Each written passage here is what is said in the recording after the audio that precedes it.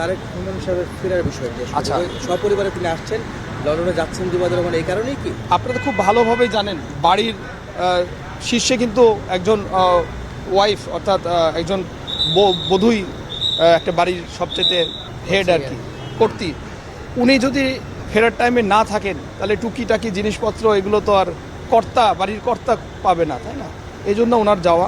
উনি ইনশাল্লাহ 25 তারিখে আমাদের প্রিয় নেতা, মানবিক নেতা জনাব তারেক রহমানের সাথেই ফিরবেন।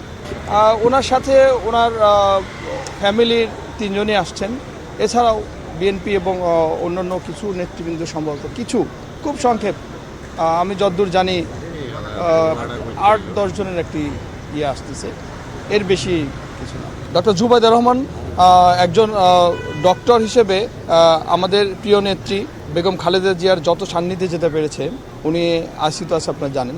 একজন ডক্টর হিসেবে এবং একজন মা হিসেবে ডক্টর জুবাইদুর রহমান আমাদের প্রিয় নেতা জনাব তারেক রহমানের সহধর্মিণী, উনি যতটা করেছেন আমি দেখেছি। একজন মার জন্য একটা মেয়ে যেমন করে ঠিক অনুরূপ ওইভাবেই ওনার যত্ন করেছে এবং ওনার খোঁজ খবর প্রতিনিয়তই আইসিইউর ভিতরে তো গিয়েছে। আইসিইউর ভিতরে যে আপনার উনি শুধু আমি খেয়াল করেছি, দূর থেকে আমরা কাছে যেতে পারিনি, খেয়াল করেছি উনি যত পরীক্ষা নিরীক্ষার কাগজ প্রতিনিয়ত চেক করছে এবং ব্যারোমিটার কম বেশি তো হয়, এগুলো নিয়ে ডাক্তারের সাথে ডিসকাস করছে, কেন এটা কি, এটা কেন হবে না, ওটা করলে কি হয়, এগুলো সব সময় সলা পরামর্শ করেছে।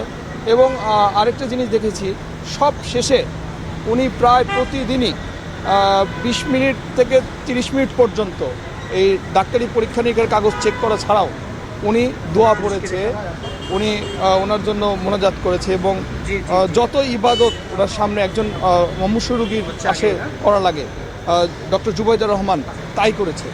এবং উনি যেদিন আমরা ওনার ফেসটা দেখেছি, যে আইসিইউর ভিতর থেকে বের আসার পরে ফেসটা দেখেছি, একটু মানে ভালো, মানে বোঝা যায় তো, তখন আমরা মনে করেছি না আমাদের নেত্রী ভালো আছে।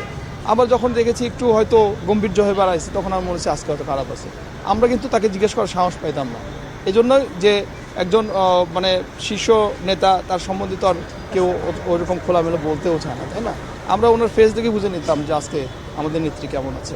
আরেকটা জিনিস আপনারা জানেন, উনি কিন্তু এছাড়াও এখানে উপস্থিত যে আপনার দেশি বিদেশি ডক্টর অনলাইনেও থাকে, ওনাদের সাথে কিন্তু প্রতিটা দিনে 16টা দিন থাকলো, 16টা দিন উনি কিন্তু প্রায় আপনার রাত 11টা, 11:30 পর্যন্ত, কোনোদিন 12টা পর্যন্ত সন্ধ্যা থেকে ওনাদের সাথে সমন্বয় করেছে, কি করলে ভালো হয়, কি না করলে ভালো হয়, কী অবস্থায় রাখতে হবে, কী অবস্থায় করতে হবে, এখন কোন মেডিসিন দিলে ভালো হয়, এগুলো সব সময় ডিসকাস করেছে।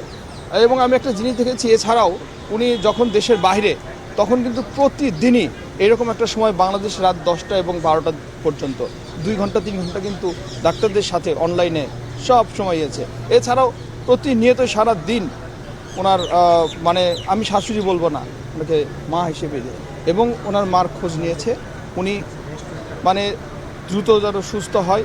এবং আলহামদুলিল্লাহ আমি রুগীর মানে আমাদের নেত্রী যে অবস্থা আছে এই সম্বন্ধে আমি খোলাখুলি কিছু বলতে যাচ্ছি। ডক্টর জাহিদ ওনাকে এটা যেহেতু বিএনপি থেকে দিয়েছে, আমি এই পর্যন্ত বলতে চাই। আর উনি বাংলাদেশ বিমানে রওনা হয়ে গেছেন অন টাইমে, 8টা 30 মিনিট। আচ্ছা, এখান থেকে সিলেটে যাবে, সিলেটে 1 ঘন্টার যাত্রা বিরতি হবে, ওখান থেকে একবারে হিথ্রোতে নামবেন, একবারে টানা 10 ঘন্টা সম্ভবত।